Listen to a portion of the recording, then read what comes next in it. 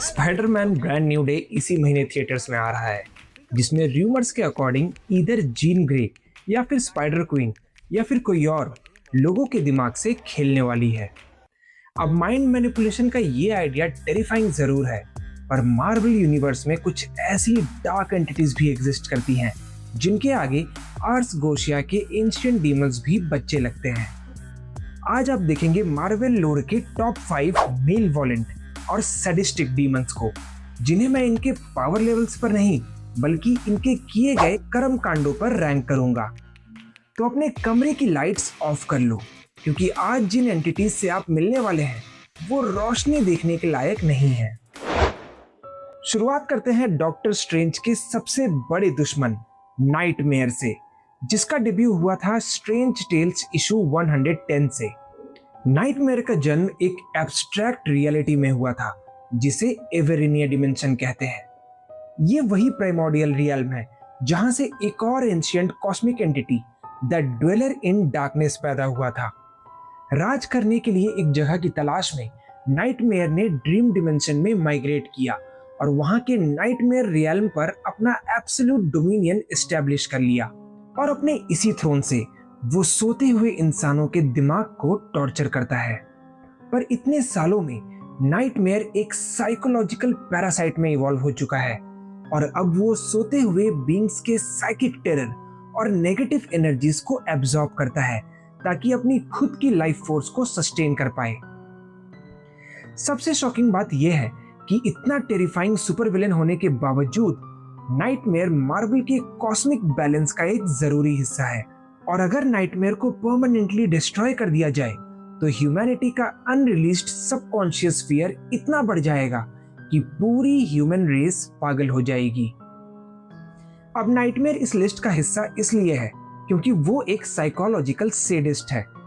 उसने कई बार हल्क को हॉरिफिक ड्रीमस्केप्स में फंसाकर ब्रूस बैनर को उसके बचपन के अब्यूज को दोबारा जीने पर मजबूर किया है, और उसका सबसे भयानक प्लान ड्रीम डिमेंशन को रियल वर्ल्ड से मर्ज करना है, जो पूरी ह्यूमन रेस को हमेशा के लिए torture field waking sleep paralysis में डाल देगा, जहां आप खुली आंखों से अपने डरावने सपनों को जियोगे जिससे आपको कोई नहीं जगा पाएगा। और अगर ये आपके लिए डरावना है तो गियर अप कर लो, क्योंकि हैवानियत बढ़ने वाली है। कुछ डीमंस डिमेंशंस के पार से आते हैं, पर नंबर 4 पर जो एंटिटी है उसे हम इंसानों ने अपनी खुद की नफरत से बनाया है, जिसका डेब्यू हुआ था डेयरडेविल इशू 270 में। न्यूयॉर्क के पास एक जगह थी, क्राइस्ट्स क्राउन, एक ऐसा शहर जिसका इतिहास सदियों से मर्डर, एक्सट्रीम वायलेंस और सबसे घिनौने क्राइम से भरा हुआ था। उस एक जगह पर इतना इंटेंस साइकिक इविल और इंसानी पाप इकट्ठा हो गया था कि वहां की मिट्टी तक उस नफरत से सड़ चुकी थी। हेल लॉर्ड मेफिस्टो ने जब उस कॉन्सेंट्रेटेड इविल को देखा तो उसने उस पूरे शहर के पापों को निचोड़कर एक बेटे का रूप दे दिया, और उस खून और पाप से जन्म हुआ ब्लैक हार्ट का। मेफिस्टो एक बिजनेसमैन की तरह कॉन्ट्रैक्ट्स बनाता है, पर ब्लैक हार्ट डिस्टिल्ड रिबेलियन और प्योर मैलिस है, जो एक एब्सोल्यूट साइकोपैथ डिमोनिक प्रिंस है। उसे अपने बाप की तरह किसी सोल को कॉन्ट्रैक्ट के जरिए खरीदने में कोई इंटरेस्ट नहीं है, बल्कि वो चाहता है कि लोग खुद अपनी मर्जी से इविल बन जाएं। अब ब्लैक हार्ट इस लिस्ट में क्यों है? क्योंकि इसका टारगेट अच्छे लोग होते हैं। यह आपको तब तक मेंटली और फिजिकली तोड़ता है जब तक आपके अंदर का इंसान मर ना जाए। अपने पिता को आउट इविल करने के लिए उसने मार्वल के सबसे टूटे हुए एंटी हीरोज जैसे वुल्वरीन, पनिशर और घोस्ट राइडर को टारगेट किया था। इन तीनों ने अपनी जिंदगी में सबसे ज्यादा ट्रॉमा सहा है, पर ब्लैक हार्ट ने इन्हें उनके सबसे बड़े नाइटमेयर्स में फंसाकर अपने खुद के हेल में खींच लिया, जिसे हार्ट्स ऑफ डार्कनेस कहते हैं। उसने इनकी रूह को इतना निचोड़ा कि ये हीरोज अपनी मर्जी से मर्डर और पाप करने पर मजबूर हो जाएं। वो उन्हें बताना चाहता था कि चाहे वो कितने भी हीरोइक बन ले, आखिर में वो सब हेल ही बिलोंग करते हैं। और अगर आपको लगता है कि इस एंटिटी में थोड़ी सी भी दया या वफादारी है, तो याद रखिए, इस क्रुएल्टी और पावर की भूख में इसने खुद अपने बाप यानी मेफिस्टो तक को हेल की गद्दी से उतार फेंका, क्योंकि जिसका पैदा होना ही मर्डर और नफरत से हुआ हो, उसके लिए लॉयल्टी सिर्फ एक भद्दा मजाक है। अब नंबर 3 पर आता है मार्वल यूनिवर्स के सभी डीमंस का बाप, एक ऐसी एंटिटी जो तब से एग्जिस्ट करती है जब इस अर्थ पर इंसान तो क्या, खुद टाइम का भी ठीक से वजूद नहीं था, और जिसका डेब्यू हुआ था एवेंजर्स इशू 186 में।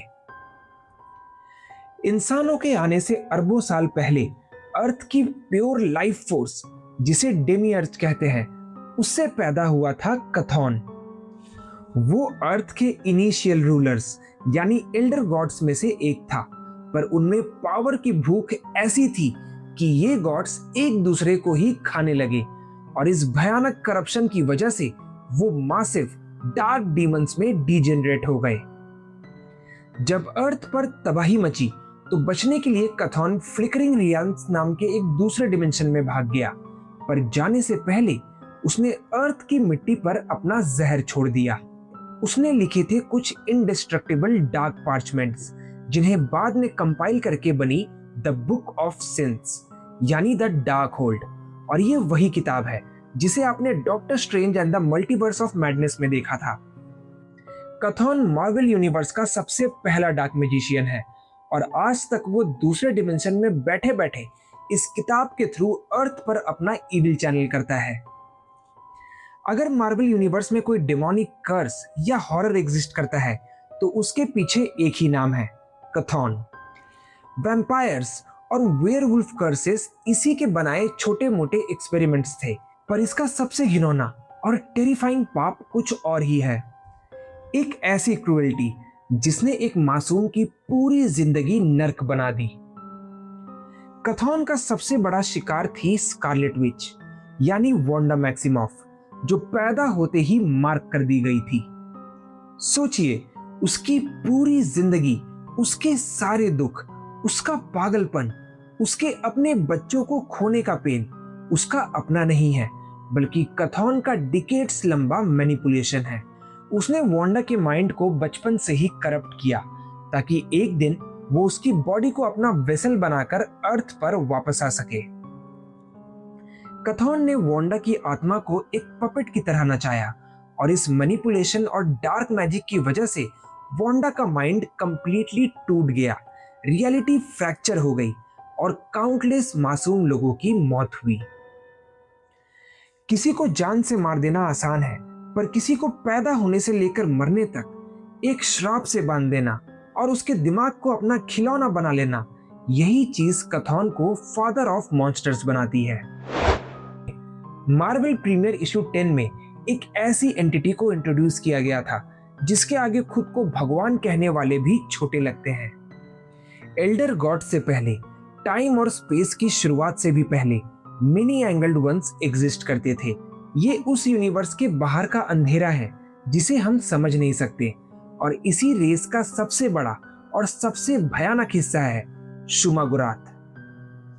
ये एक क्लास 3 एपोकैलिप्टिक डीमन है जिसे किसी गॉड ने नहीं बनाया। ये इफेक्टिवली एक कॉस्मिक कैंसर है जो डिमेंशंस के बीच की दरारों में पनपता है।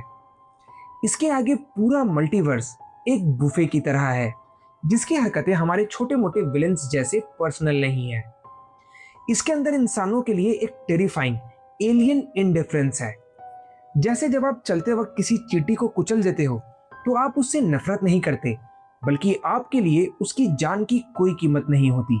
ठीक वैसे ही शुमागुरात के आगे पूरी ह्यूमैनिटी की यही औकात है।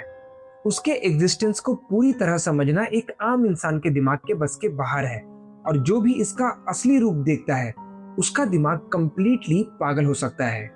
अब आप पूछेंगे कि ये रैंक 2 पर क्या कर रहा है। जब अर्थ पर इंसान ठीक से इंसान जैसा भी नहीं था, तब शुमागुरात का राज था, और तब उसने अर्ली एपमेन को डराकर एंडलेस ब्लड सैक्रिफाइसेस मांगे और उनकी आत्माओं को जिंदा निगलकर अपनी भूख मिटाई। पर इसका सबसे बड़ा खौफ किसी और के नहीं, बल्कि मार्वल के सबसे पावरफुल सॉर्सरर डॉक्टर स्ट्रेंज के खिलाफ दिखा। जब शुमागुरात ने अर्थ पर वापस लौटने के लिए द एंशिएंट वन के दिमाग को एक गेटवे बनाया, तब डॉक्टर स्ट्रेंज की सारी पावर्स, सारे मैजिक स्पेल्स बेकार पड़ गए। शुमागुरात ने मल्टीवर्स के प्रोटेक्टर को बेहद लाचार कर दिया और उसे एक इम्पॉसिबल चॉइस दी कि या तो वो अर्थ को तबाह होने दे या अपने ही गुरु को अपने हाथों से मार दे। और अपनी दुनिया को बचाने के लिए स्ट्रेंज को मजबूरन अपने ही हाथों से द एंशिएंट वन को खत्म करना पड़ा। शुमागुरात ने स्ट्रेंज को मारा नहीं, पर उसने सॉर्सरर सुप्रीम के जहन को हमेशा के लिए तोड़ दिया। एक ऐसी एंटिटी जिसे आप मार नहीं सकते, जिसे आप हरा नहीं सकते और जो आपको कुछ भी करने पर मजबूर कर दे, यही चीज शुमागुरात को द अल्टीमेट टेरर बनाती है। अब टॉप पर आता है वो डीमन जिसे आप सब जानते हैं और जिसका डेब्यू हुआ था सिल्वर सर्फर इशू 3 में। जब पुराने गॉड्स को अर्थ से निकाला गया था, तब उनकी बची हुई डार्क प्रिमोर्डियल एनर्जी से हेल लॉर्ड्स का जन्म हुआ, जिसमें सबसे बड़ा था मेफिस्टो। इंसानों के दिलों में शैतान यानी डेविल के प्राइमल डर को देखते हुए मेफिस्टो ने एक मास्टर स्ट्रोक खेला और उसने जानबूझकर अपने एक्स्ट्रा डिमेंशनल रियल्म और खुद की अपीयरेंस को बिल्कुल इंसानी हेल और सेटन जैसा बना लिया, ताकि जब कोई उससे मिले तो डर कायम रहे। बाकी डीमन सिर्फ मौत बांटते हैं, पर मेफिस्टो कॉन्ट्रैक्ट्स बनाता है।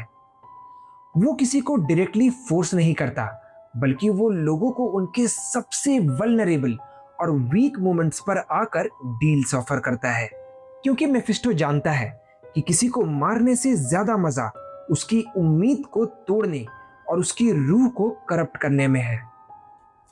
ये अनडिस्प्यूटेडली नंबर 1 इसलिए है क्योंकि इसकी क्रूएल्टी में लूप होल्स और सेडिज्म भरा होता है। इसके डील्स हमेशा एक डार्क ट्विस्टेड शर्त के साथ आते हैं, जिसकी कीमत इंसान की जिंदगी बर्बाद कर देती है।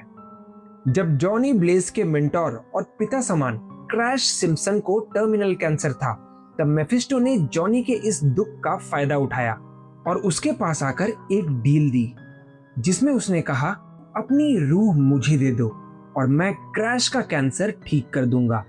और जॉनी मान गया। मेफिस्टो ने अपना वादा निभाया और कैंसर ठीक कर दिया, पर डील में एक लूप होल था और ठीक अगले ही दिन क्रैश सिम्पसन एक मोटरसाइकिल स्टंट में मारा गया। डील टेक्निकली पूरी हुई थी, पर मेफिस्टो ने जॉनी की उम्मीद को एक पल में तोड़ दिया और उसकी रूह को हमेशा के लिए ज़ाराथॉस यानी घोस्ट राइडर कर्स के साथ बांध दिया।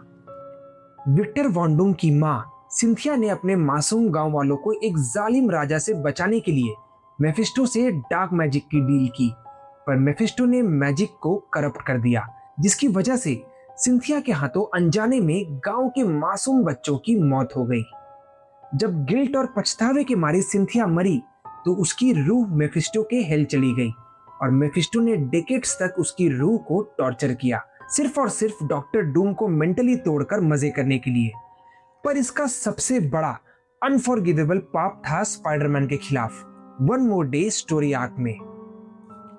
पीटर पार्कर की आंट मे को गोली लगी थी और वो मरने वाली थी कि तभी मेफिस्टो ने आकर पीटर और उसकी पत्नी मैरी जेन को एक डील दी, पर इस बार उसे किसी की सोल नहीं चाहिए थी, क्योंकि एक हीरो की सोल आसानी से अपना बलिदान दे देगी। और ऐसे में उसने कहा कि वो आंट मे को बचा लेगा, पर उसके बदले में पीटर और मैरी जेन का प्यार और उनकी शादी हिस्ट्री से कंप्लीटली मिटा देगा।